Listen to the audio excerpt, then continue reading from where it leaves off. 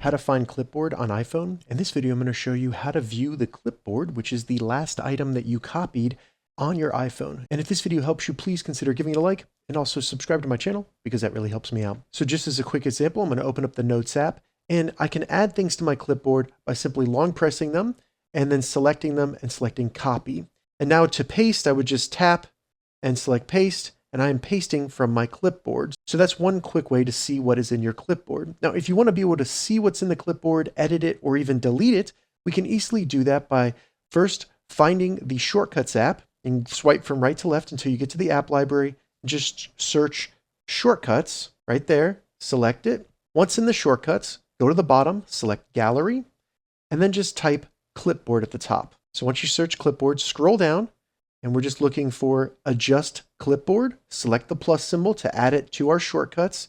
And now when we go to Shortcuts and we select that, it'll bring it up and we can see what is in our clipboard.